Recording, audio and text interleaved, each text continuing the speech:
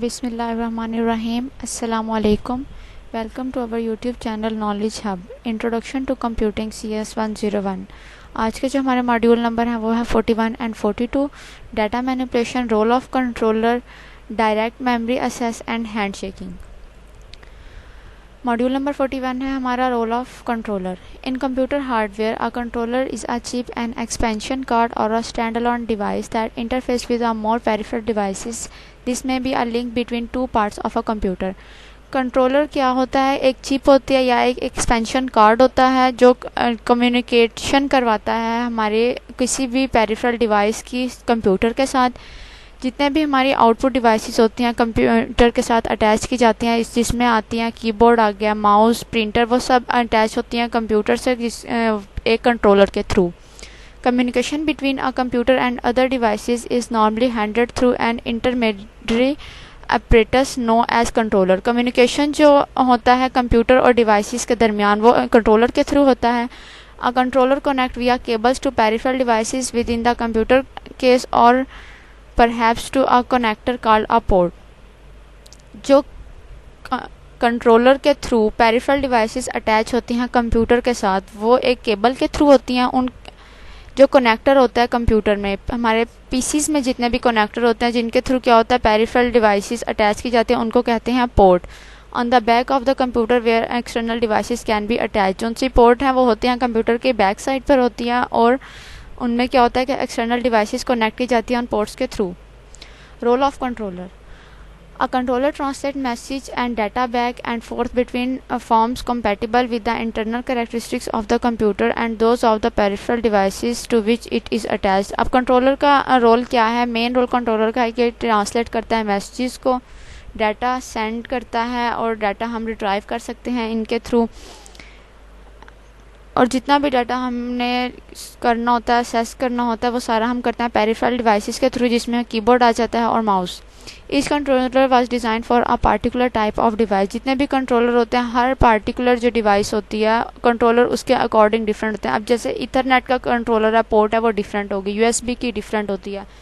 Hand free या mic हमने attach करने होते हैं पीसी के साथ अपने, उसका जो है पोर्ट होगी वो डिफरेंट होगी. For example, a single USB controller can be used as the interface between a computer and any collection of USB compatible devices. अब USB पोर्ट है कंप्यूटर में जिसके थ्रू क्या करते हैं पेरिफेरल डिवाइसेस को अटैच करते हैं. USB कंट्रोलर में सिर्फ वही पेरिफेरल डिवाइसेस अटैच होंगी जिनकी पोर्ट होगी वो रिजेंबल करेगी USB की पोर्ट से. A list of devices on the market today can communicate with a USB controller include mic, printers, scanners, mass storage devices, digital cameras and smartphone. अब market में new जितनी भी devices आई हैं peripheral devices हैं जो attach करता है computer से, उनका जो कंट्रोलर होता है वो रिजेंबल करता है USB से. Each controller communicate with the computer itself by means of connection on the same bus that connect to the computer CPU and main memory. अब जो कंट्रोलर डायरेक्ट कनेक्ट करता है मेन मेमोरी से जिसके साथ पेरिफेरल डिवाइसेस अटैच होती हैं. जो कम्युनिकेशन टेक प्लेस होता है उन डिवाइसेस का मेन कंप्यूटर के साथ CPU के साथ वो होता है बस के through. The CPU is able to communicate with the controller attached to the bus in the same manner that it communicates with main memory. अब CPU ने जब भी कम्युनिकेट करना है कंट्रोलर के साथ, तो जितना भी कम्युनिकेशन प्रोसेस टेक प्लेस होता है वो सब होता है बस के थ्रू किया जाता है. अब कोई भी डाटा है वो रिट्राइव करना है मेन मेमोरी से, तो जो कम्युनिकेशन टेक प्लेस होगा कमांड जाएगी वो CPU तक बस के थ्रू जाएगी. To send a bit pattern to a controller. जब सेंड करना है किसी भी बिट पैटर्न को कंट्रोलर में, the bit pattern is first construct in one of the CPU general purpose register. जब भी कोई डाटा है बिट है वो सेंड करनी है तो फर्स्ट क्या होगा कि वो कंस्ट्रक्ट होगी CPU के जनरल पर्पस रजिस्टर में. Then an instruction similar to store instruction is execute by the CPU to store the bit pattern in the controller. First of all वो क्या होगी जनरल पर्पस रजिस्टर में load की जाएगी, उसके बाद उसको स्टोर होगी.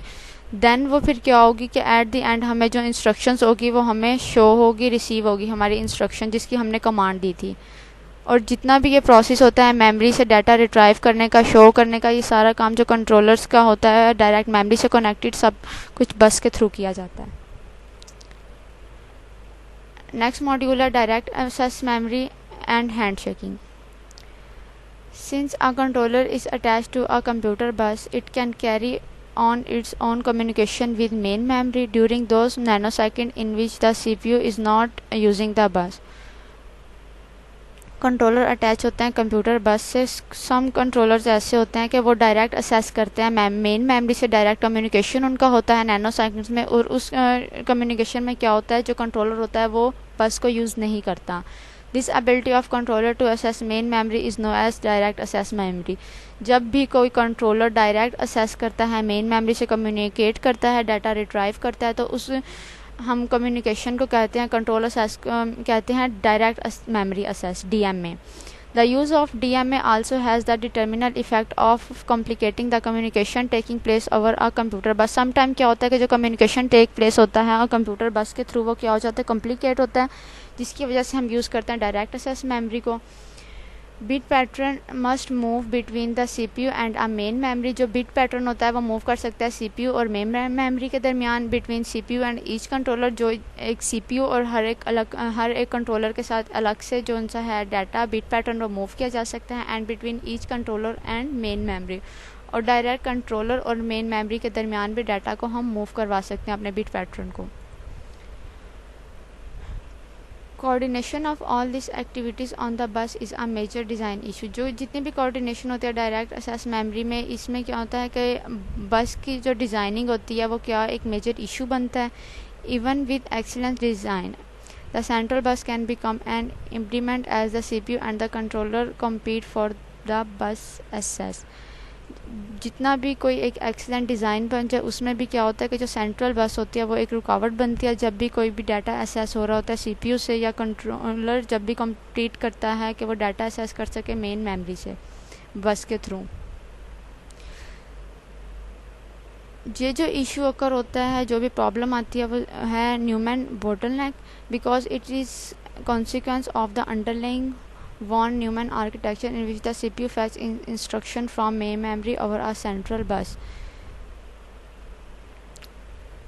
प्रॉब्लम जो अकर होती है वो अंडरलाइन करती है वॉन न्यूमन आर्किटेक्चर में, जिसमें क्या होता है कि CPU फैच करता है अपनी इंस्ट्रक्शंस को मेन मेमोरी से ओवर आ सेंट्रल बस. सेंट्रल बस के थ्रू CPU जितनी भी इंस्ट्रक्शंस होती हैं, जितना भी डाटा होता है वो फैच करता है मेन मेमोरी से.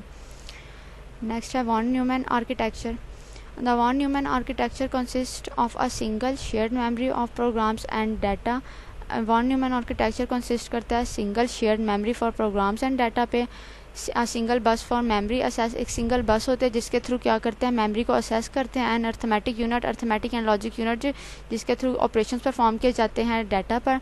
And a program control, program control unit में होता है कि जितना भी जो भी प्रोग्राम एग्जीक्यूट हो रहा होता है उसको ये कंट्रोल करता है कि क्या फर्दर इंस्ट्रक्शन अप्लाई की जाएंगी इस प्रोग्राम पे जो रन हो रहा है. The von Neumann processor operates fetching and execution cycle seriously.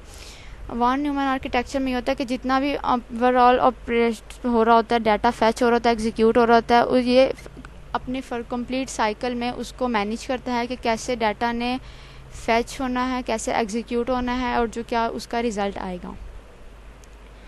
यहाँ पर मॉड्यूल होता है कंप्लीट. नेक्स्ट वीडियो में डिस्कस करेंगे अपना नेक्स्ट मॉड्यूल. तब तक के लिए अल्लाह हाफिज़.